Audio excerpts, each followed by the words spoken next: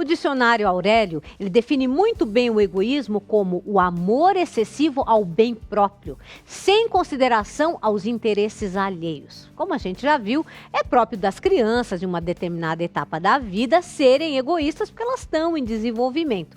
Mas conforme elas vão crescendo, elas devem ir sim desenvolvendo a capacidade de conviver, de se solidarizar, de repartir. E é sobre isso que estamos falando hoje, como lidar com crianças que estão egoístas, né? E hoje nós temos o prazer de receber o psicólogo Dr. Paulo Vaz, que está aqui conversando conosco sobre esse comportamento das crianças que estão egoístas. E eu queria que dissesse um pouquinho, então, pra gente, quais são as consequências de uma criança que é egoísta e no futuro, como adulto e até mesmo uns anos mais adiante com relação aos amiguinhos. O que acontece no universo dessa criança?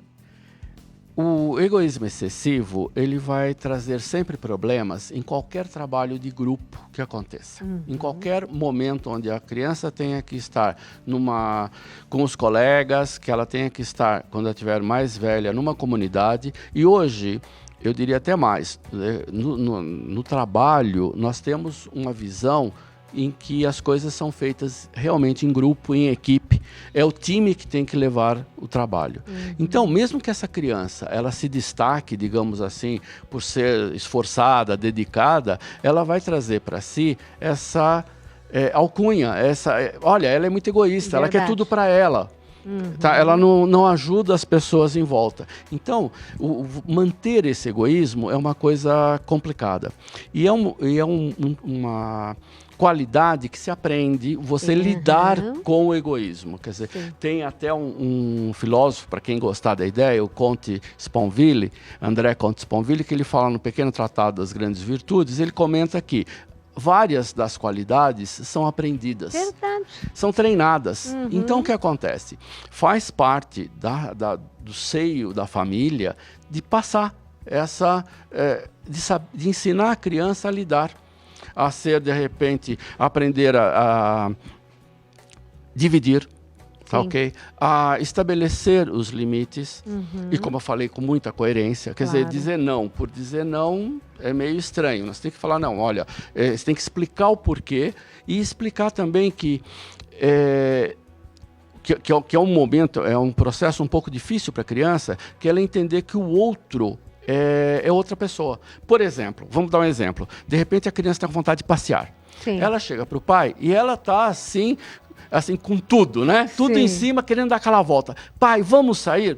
Pleno domingão, sol, e o pai está a fim de descansar.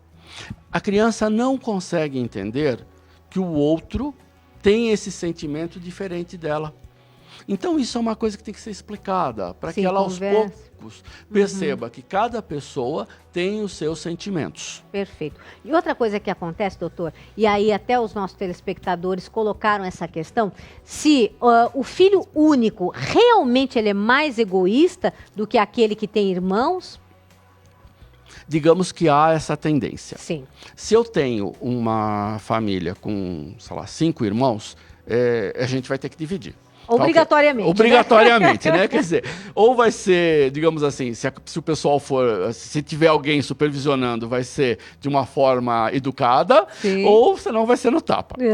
Quer dizer, no final você acaba tendo um processo que ensina que há um critério de divisão. Perfeito. É lógico, quando eu brinquei falando no tapa, eu estou valorizando a força, que não é o ideal. Claro. O ideal é nós estarmos fazendo o quê? Criando um critério. Olha, a caixinha de bis tem 12, nós estamos em 3, é 4 para cada um. Perfeito. Tá? Agora, quando a criança ela é filha única, e é gozado, né? Às vezes é um filho único, às vezes é um filho que já tem, é um caçulinha que já tem uma certa distância, quer dizer, ele é 6 anos mais novo que o anterior. Então, esse tipo de situação gera uma certa redoma, onde tudo é para a criança. E aí eu acho que compete aos pais de esclarecer. Quer dizer, olha, vamos, inclusive entrar na divisão. Vamos dividir esse chocolate entre você, a mamãe e eu. Perfeito, olha aí, tudo é treino, não é? E aí o pai pode interferir nessa história assim e forçar a barra com essa história do egoísmo, então? Forçar com coerência. Forçar, porque a ideia, quando a gente fala em forçar, é assim, eu tenho que estabelecer aquela regra. De uma forma, explicando. Por quê? Porque a mamãe também gosta de chocolate, eu também gosto de chocolate. Nós vamos dividir em 3. Cada um come um pedaço. Mas tem que ser firme. A firmeza aí é importante. Por quê? Inclusive porque a criança, na hora que ela sente que o pai é firme, ela sente, tem mais coisas que vem o próprio conceito do pai. Se o meu pai falou uma coisa e ele mantém, quando ele me diz que me ama, ele também vai manter. É verdade. E isso é uma coisa muito importante para a criança ter, se sentir segurança. Né? Com certeza. Segura. Doutor, quando a gente está, as crianças estão todas brincando e tudo mais, uma das formas de mostrar o egoísmo é fazer birra, não é? Ah, é meu, eu não deixo ninguém brincar. Mas quando a criança faz isso, não fica uma situação meio esquisita, porque aí os pais estão olhando, aqueles moleques lá brigaram com meu filho, por exemplo, ou não sei o quê. Fica uma coisa assim, bem ruim, não fica não? Fica uma situação constrangedora. Mas a ideia básica é aquela, é o bom senso e a firmeza. Olha, chegar para o menino, para a criança e falar, você empresta a boneca Isso agora mesmo. E daqui a pouco você brinca com a boneca. Agora, você vai falar, puxa, mas e a birra? E ele brigando? E ele batendo? Você vai, ele se jogando no chão. Você vai olhar para ele e falar, olha, não é o momento de fazer isso. E você vai ficar calmo. Acho que uma das coisas que às vezes a gente peca é o seguinte, Suzy, a gente pega e a gente entra naquela irritação. A gente olha o moleque lá e fala, ai meu Deus do céu, o que eu faço com ele? E grita junto, e não sabe o que fazer, e briga. A gente tem que se manter tranquilo, porque verdade. o adulto na situação somos nós. Exatamente. E nós temos que ir lá e falar, estabelecer o limite de uma forma clara e tranquila e segura. Quer dizer, para ele olhar e falar, não consegui. Não consegui, não vai dar certo. É isso mesmo. Doutor, acontece uma coisa muito comum. Às vezes a mãe recebe o amiguinho do filho em casa, o filho é o detentor dos brinquedos e ele não quer compartilhar com o outro. Ou então o outro está jogando, ele já pega. É correto a mãe intervir e falar, espera, agora você vai emprestar o seu brinquedo para o amigo, vai ficar 5 minutos para ele, depois 5 minutos para você. É interessante esse tipo de atitude? E Suzy, deixa eu só complementar essa sua pergunta. Diga. Que é o seguinte, é o outro lado. E quando o amigo vem na sua casa, por exemplo, falar isso. E ele é o egoísta, e aí ele tudo é dele, e você fica lá chupando o dedo, e aí é meio chato também. Porque a sua mãe não pode brigar com ele, né? Eu diria o seguinte, eu diria que brigar não. Vamos tirar essa palavra brigar. Certo. A ideia qual é? A mãe vai orientar. Claro. Vai chegar e falar, olha, vamos fazer o seguinte, vamos dividir. Entendeu? Numa situação extrema, vamos imaginar uma situação extrema, o menino do outro lado é terrível. Então, eu posso até ter uma alternativa que seria trazer um outro brinquedo e deixar cada criança brincando com um. E propor, dali a algum tempo, uma troca dos brinquedos. O ideal, isso é uma situação extrema. O ideal qual é? É a mãe, que é o adulto, e falar, olha, acho que é bom nós dividirmos. Perfeito. Porque aí todos brincam. Claro. Tá? Mas a ideia básica é, a mãe tem que estar equilibrada. Quer dizer, esse é um ponto complicado, porque a gente fala assim, mas o egoísta é ele. Mas a mãe também tem que estar demonstrando segurança para lidar com essa situação. Ô Paulo, desculpa, Suzy, Fala, eu não quero meu ser querido. egoísta, mas eu quero falar um pouquinho.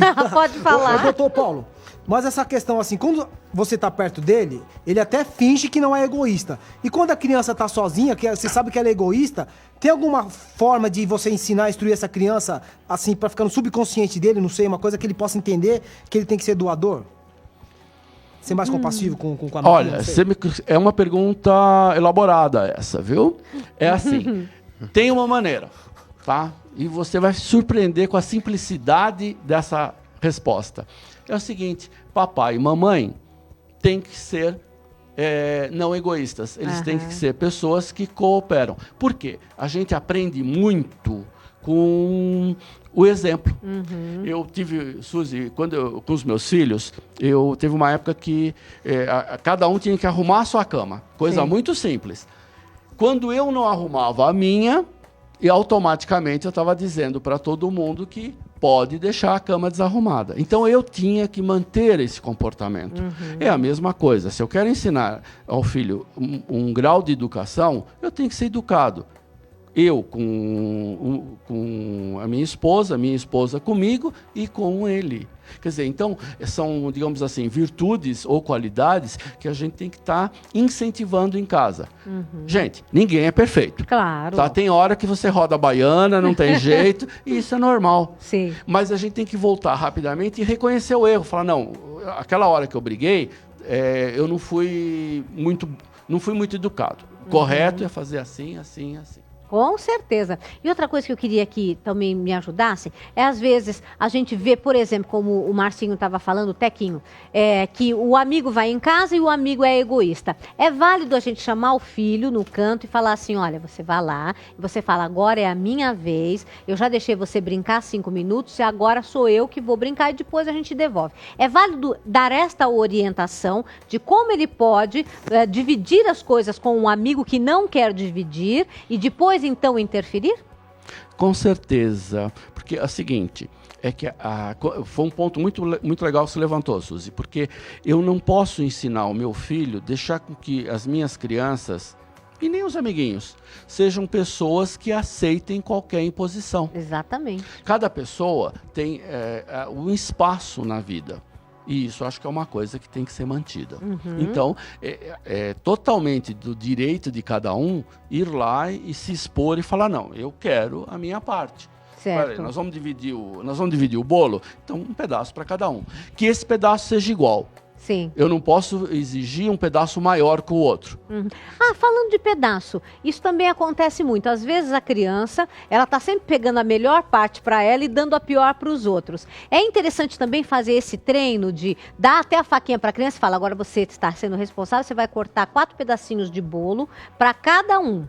É também interessante, como sendo assim, ela vai se treinando a doar para os outros dentro de casa. Olha, põe agora temos aí um sorvete de sobremesa. Coloca você na tacinha, as 6 tacinhas, uma bola para cada um. É também uma forma de treinar a criança? Hoje, lá em casa, a gente tem a regra que é o seguinte, um divide e o outro escolhe.